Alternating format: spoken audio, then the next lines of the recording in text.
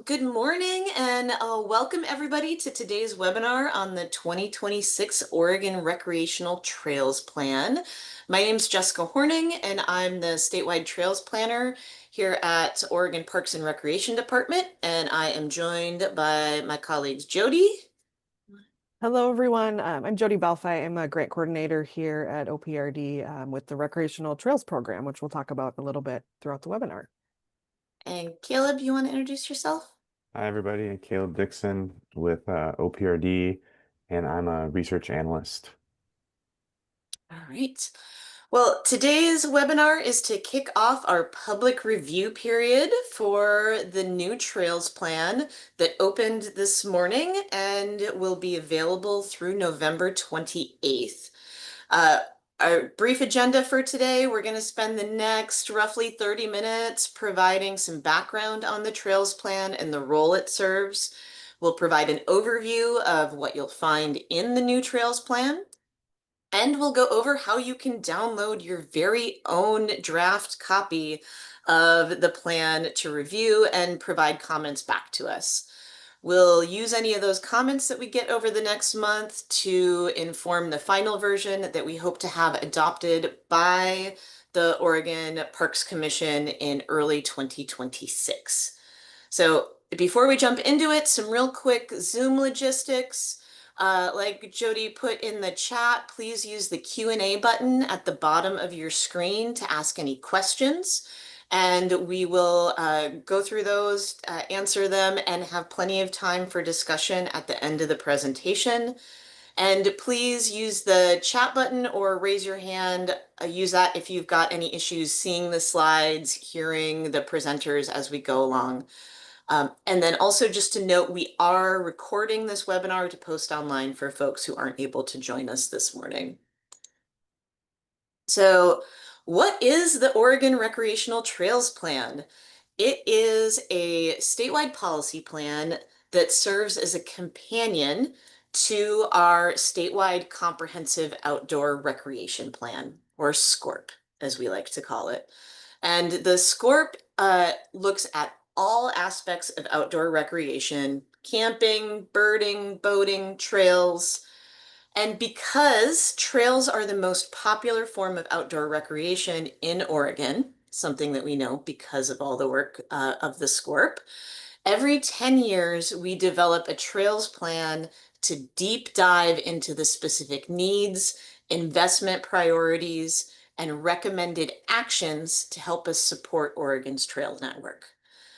Now, the Trails Plan takes a very big tent approach when it comes to the types of trails that it addresses and the organizations that it provides guidance for. So throughout the plan, most chapters include sections that have separate data and recommendations for non-motorized trails. Those are our hiking, biking, equestrian, cross-country ski, snowshoe trails, a separate section for motorized ATV trails, snowmobile trails, and water trails or non-motorized boating and paddling routes. So that's a lot of different types of recreational trails that are addressed in the plan.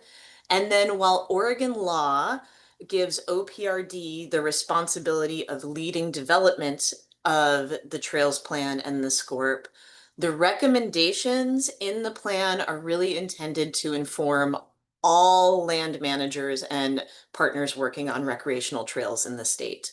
So that includes our friends at the federal level, other state agencies, local governments, and private nonprofit partners. Where the Trails Plan does really specifically inform OPRD's work is in updating our recreational trails program and ATV grant program criteria. So we're developing a new set of criteria that will be used to score applications for those programs that we manage, starting with our fall 2026 solicitations. What the Trails Plan isn't is it's not a trails system plan that's full of maps and project lists and things like that when you open it up. But it does contain a lot of information that can help inform and prioritize what should go in your local system plan and help make the case for funding trail projects and supporting grant applications that your organization might be working on.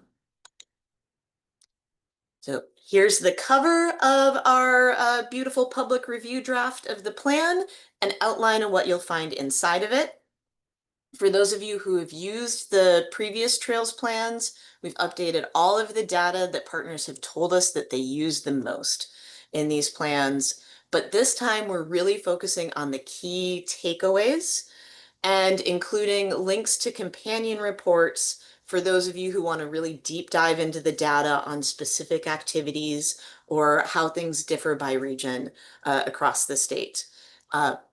With that extra space that we're freeing up there, we're including some new elements in the 2026 plan, like case studies throughout the document that highlight best practices and innovative approaches at work in Oregon.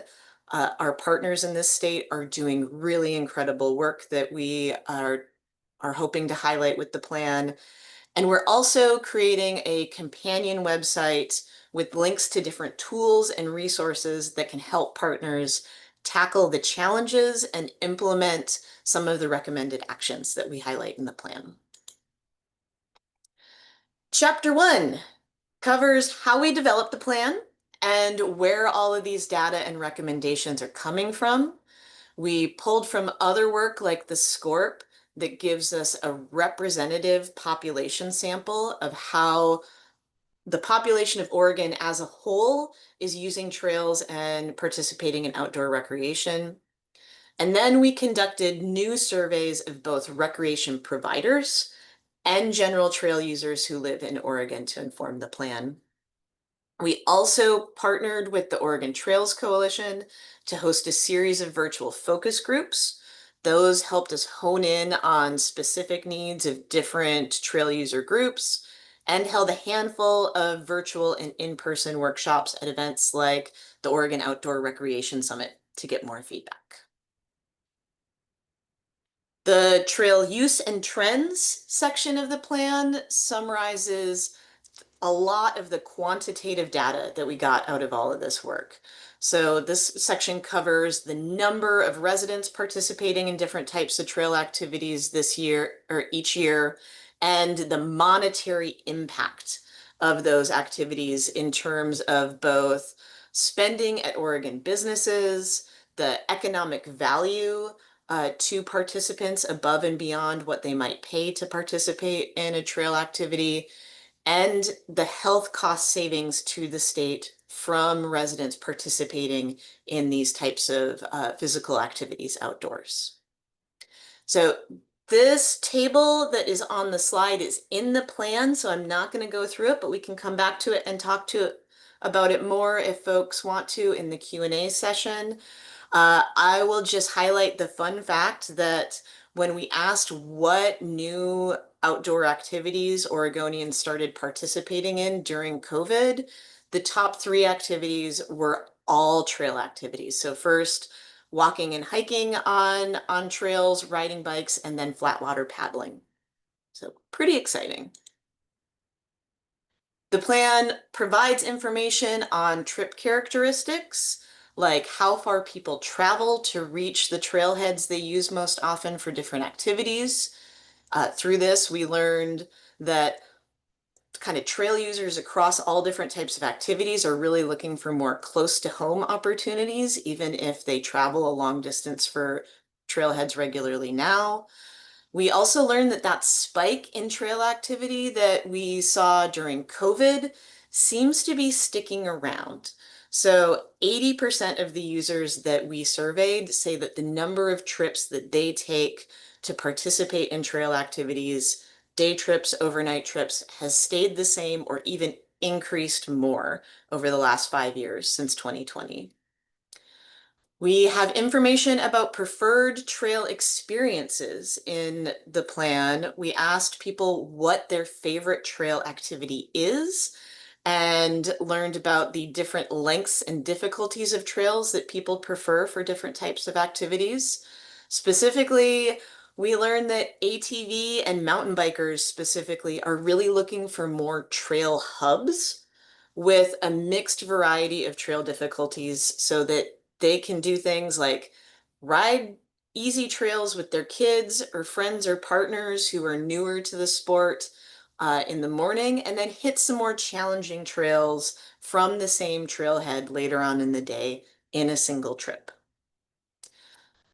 Electric mobility, so e-bikes, e-scooters, one wheels, all those things that we are seeing more of out on the trail in Oregon is a trend that has kind of exploded since our last trails plan was adopted in 2016.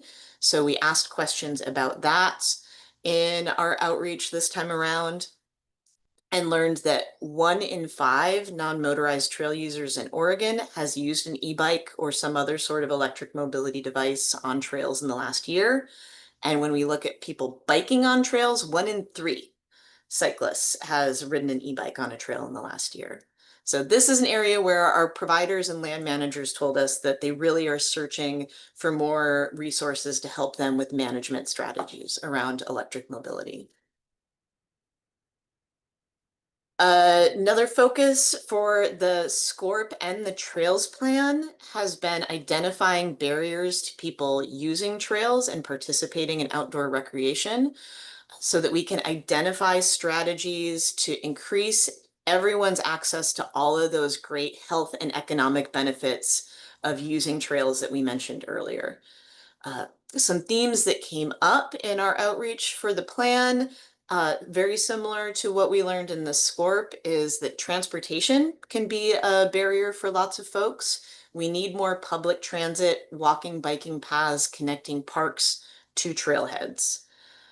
Accessibility is a big theme. We need more accessible features for people with disabilities. And this is a theme you'll hear throughout the plan and throughout our presentation today. We need more information about areas where accessible features exist to empower people to plan trips and make decisions about which trails they want to use. Social supports like community events can really help people feel comfortable having someone to go with to try a new activity on a trail or check out a new area on a trail.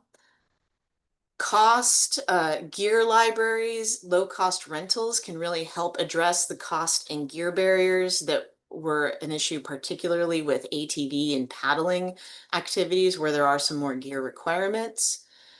And with personal health, design elements like providing shady spaces and resting areas or benches along trails can really help make personal health less of a barrier for people using trails. Throughout the trails plan, we really try to incorporate what we heard from trail users with disabilities, both in our focus groups for the trails plan and previous outreach that OPRD has done in the last few years when we were developing our accessibility design standards. And some key takeaways from those conversations that we've incorporated into the plan are that there's a broad diversity of sensory, mobility, intellectual, and other disabilities that people may be experiencing that means accessibility can look different for different people. And providing information about trail conditions like the surface, the slope, the width, any obstacles is really vital to help folks make their own decisions about what trails provide both the level of challenge and the level of access that people are looking for when they go out to hit a trail. Another takeaway is to think about providing accessible trail experiences as opposed to kind of ADA compliant facilities. And one of the ways we've been working on to help us kind of think about this approach is the graphic on the slide here that we've been referring to as the accessibility triangle. And this is really focusing on an accessible arrival point, like parking at your trailhead or a transit stop near your trailhead, an accessible restroom or other key amenities, and an accessible destination like the view of the waterfall that folks are coming to an area and to a trailhead to see. And then making sure that all three of those elements are connected with accessible trails or routes that connect everything. And I want to be clear in this context and in the trails plan, we're doing a lot of talking about increasing accessibility and opportunity. We're not talking about making all trails flat paved ADA shared use paths. It's really what we're talking about in the trails plan is providing information and engaging people with lived experience in your planning and design and management processes to help you be thoughtful about design and creating experiences that everyone has an opportunity to enjoy. So reducing barriers to trails is, and reducing barriers to the outdoors is one of 7 statewide priority trail needs that we identify in the plan, along with recommended actions and investments to support each of those needs. The statewide trails needs are the overarching issues that were recurring themes in our conversations, both with trail users and land managers and partners, regardless of whether we were talking about non-motorized, motorized, or water trails.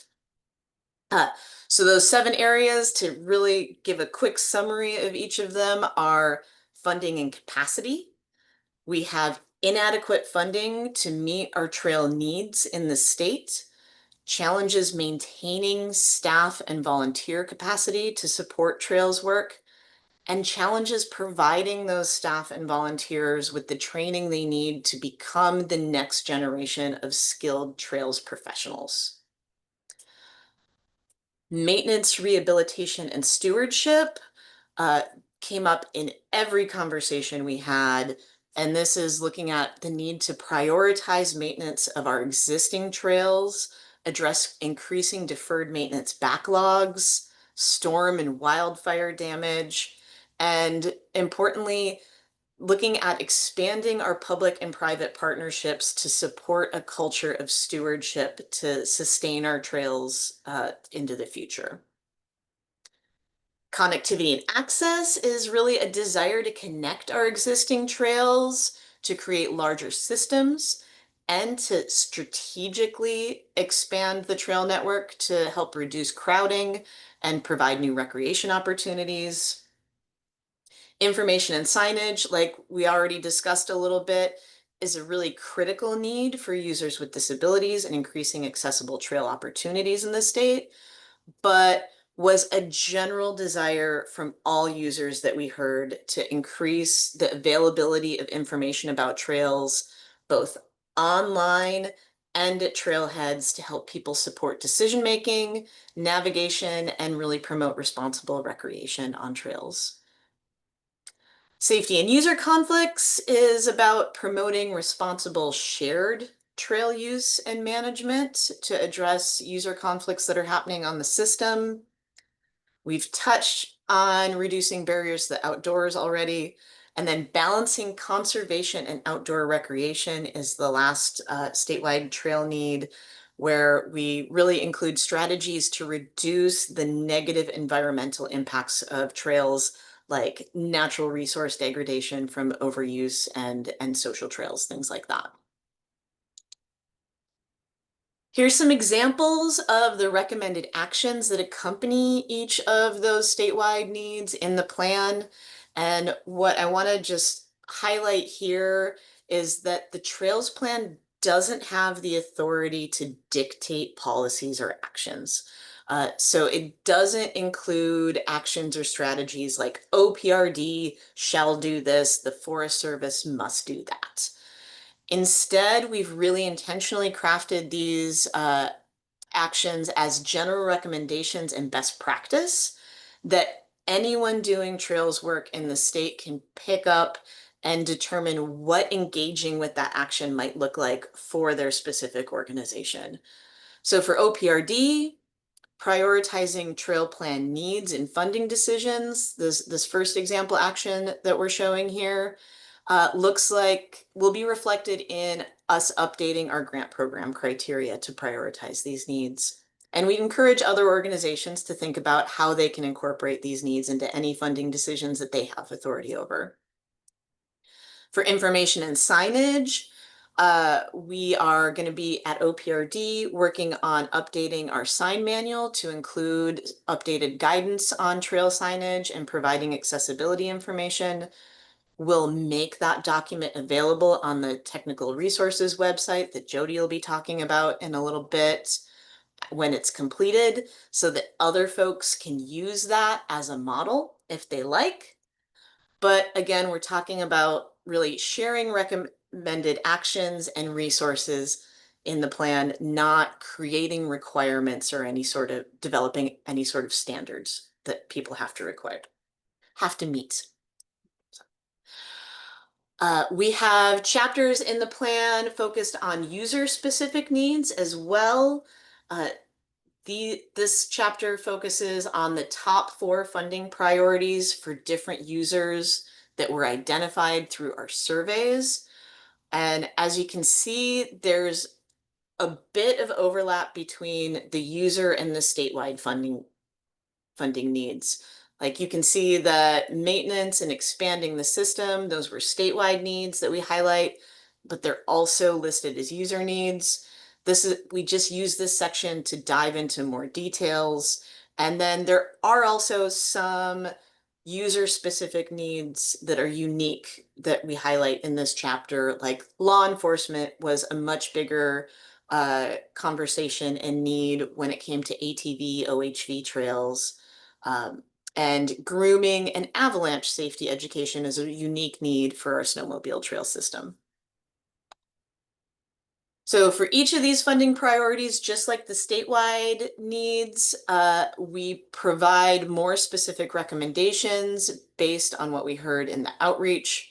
So for example, if you are going to be providing more ATV trails in your area, this is where we provide information that it's the class 3 dirt bike off-highway motorcycle trails and class 4 side-by-side trails that we heard are the highest priority for new trails from users and our land managers and partners. So with that, I'm going to hand it over to Jody to talk about the RTP and ATV grant criteria. Great. Thank you so much, Jessica. Just pulling up my notes here. So for those of you, if you aren't already familiar, OPRD administers a number of recreation grant programs. And 2 of those are covered in this plan, the Recreational Trails Grant Program and the ATV Grant Program. So while we have the statewide comprehensive outdoor recreation plan, or SCORP, that provides the scoring criteria for some of our other grant programs, one of the purposes that Jessica covered of the Trails plan is to provide baseline scoring criteria for these 2 programs. So RTP, the proposed criteria is on the left here and ATV is on the right. RTP is a more competitive program, a fairly small program that funds all types of projects for all types of trail use.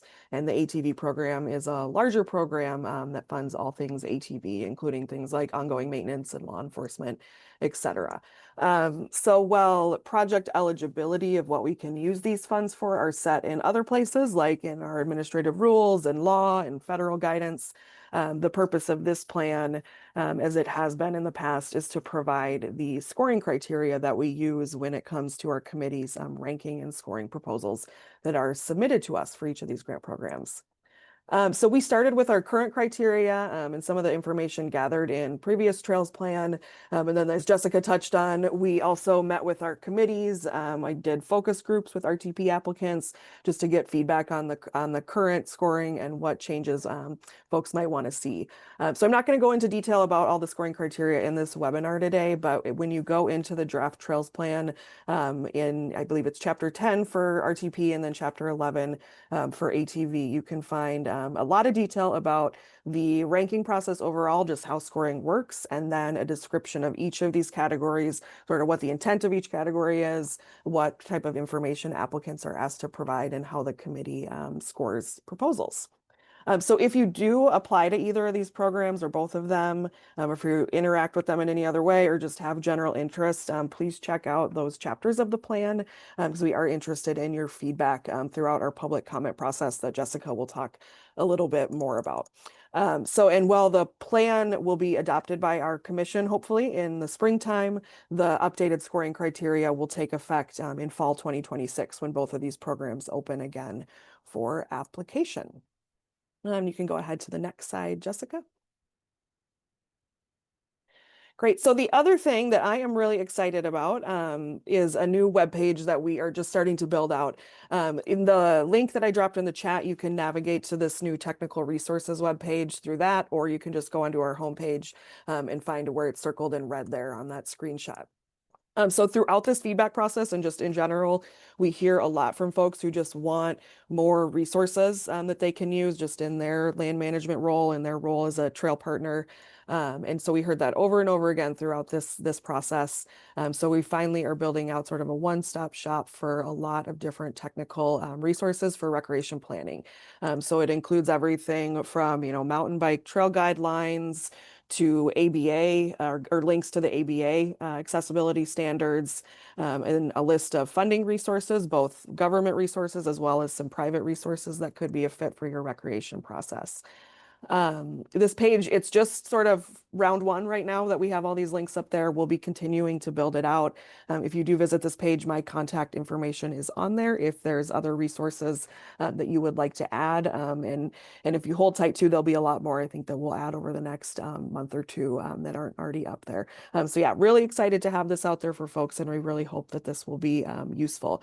And while we are doing public comment on the whole plan as a whole, this page will be, a living page that will continuously update. So that's not just limited to public comment. So anytime you have an idea or a need, you can shoot me an email or a phone call, and we will hope that this will help give you all some better feedback or better resources in your work. And I'll pass it back to you, Jessica. All right, thanks, Jody. And I'll just real quickly, the resources webpage that Jody just gave an overview of includes a lot of existing resources.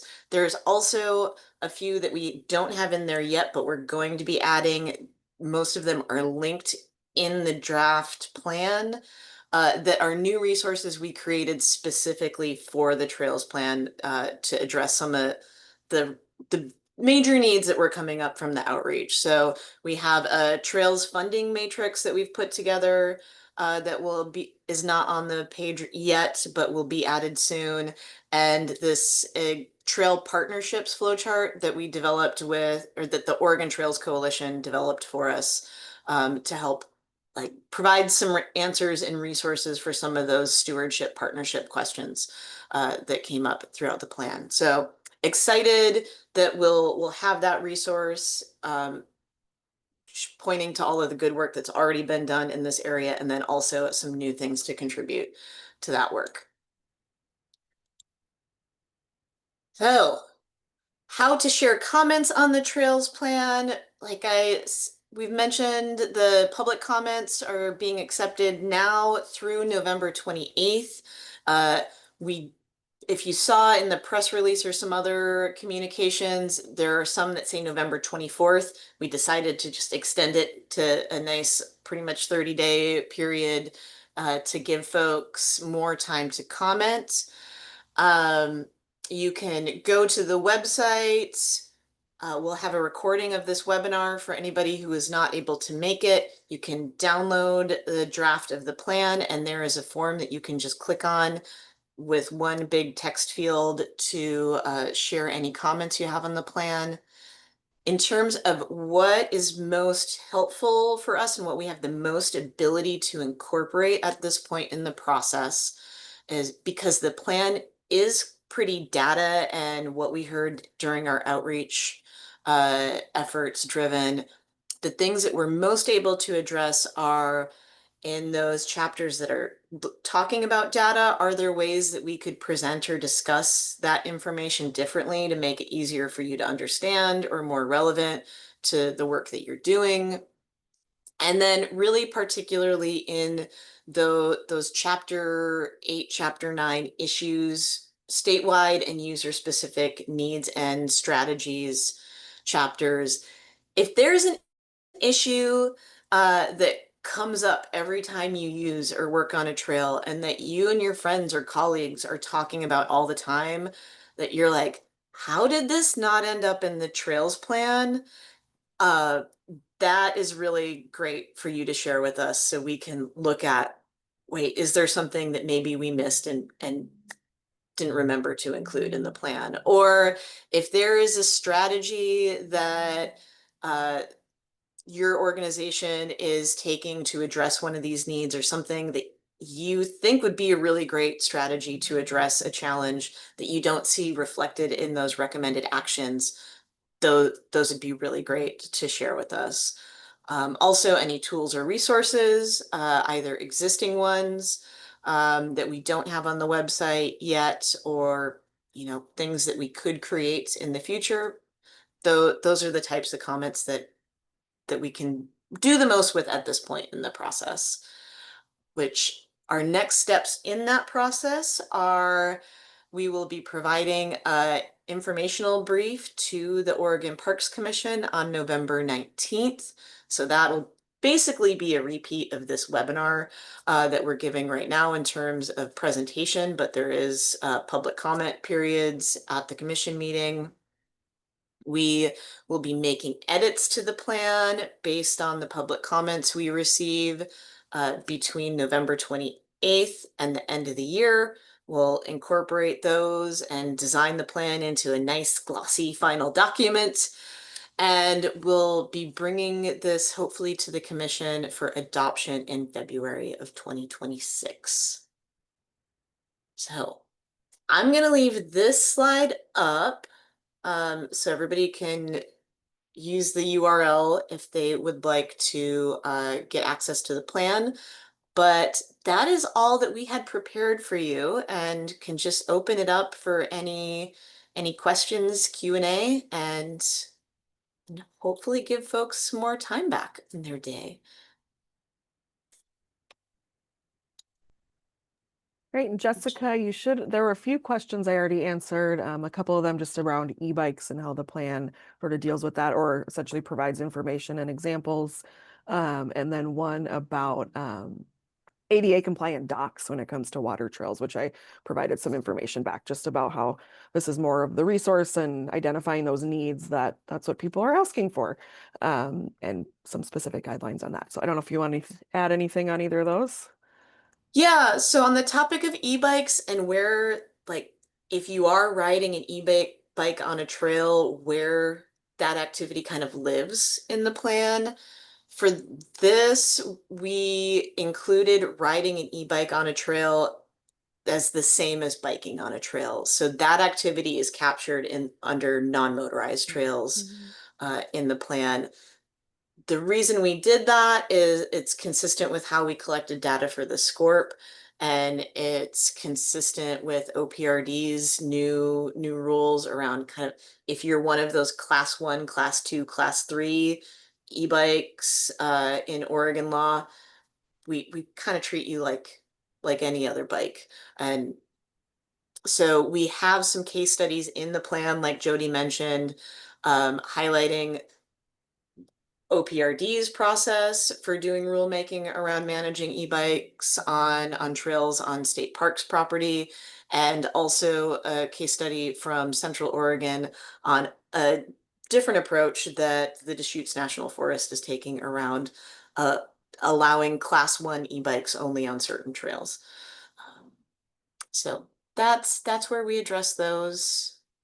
And then in terms of ADA compliant docks, we do have more recommendations around accessibility at when it comes to the water trail section. So we've got some information in the barriers to trail use part of the plan, as well as the water trail specific user needs part of the plan has some more information that might be of interest to you on that ADA dock topic, Yeah. because that's an area where we Mhm. heard a lot of interest in Mhm. more accessible facilities. Yeah. I'll add too that the Oregon State Marine Board, we've been working with them too on development of this plan, and specifically the water trail section. And I do believe that they're working on expanding even more resources, on their end by hiring some consultants with lived experiences. So as they develop resources, those will also live on our technical resources webpage, or we'll just link over to their page. So they are a great resource for that, the Marine Board. There are experts in the state, and we will do what we can to share their info. Yep, they've been a great partner in developing the plan and all of the water trail components. Uh, Seeing Mary's question on where to find the toolkit on the website. If you scroll down below the comment form and the draft plan link, there are links to those companion reports with more of the outreach and data information. And then the third bullet in that list is the link to the technical resources page. Um, this is a good comment that maybe I can move that up in the list so it's in the page so it's a little easier for folks to find.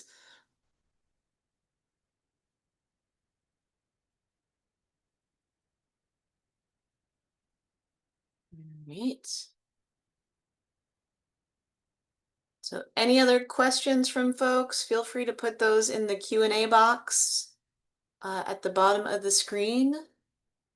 Otherwise, if there's anything that comes up for people after we are done with this session, I'm gonna do that awful thing where I scroll through a bunch of slides really quickly. But please feel free to put those in the comment form on the website, or just reach out directly to me or Jody, and we'll be happy to see how we can find answers for you.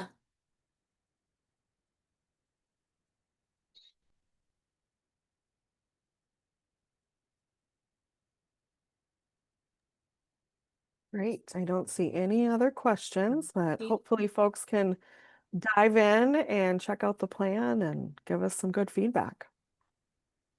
All right. Well, thanks so much, everyone, for joining us, and enjoy the rest of your day. Great. Thank you all. Thank you.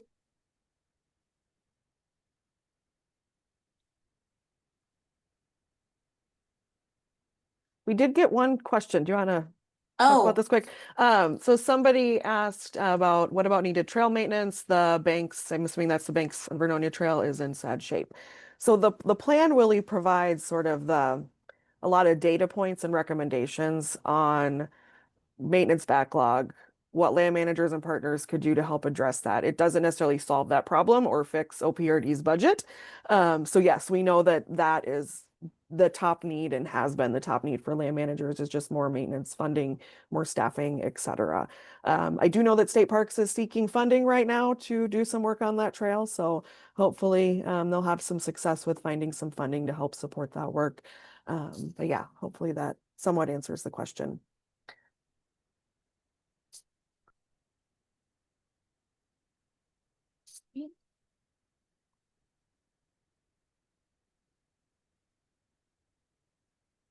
great. All Well, right. thank you. Thank you all. Bye.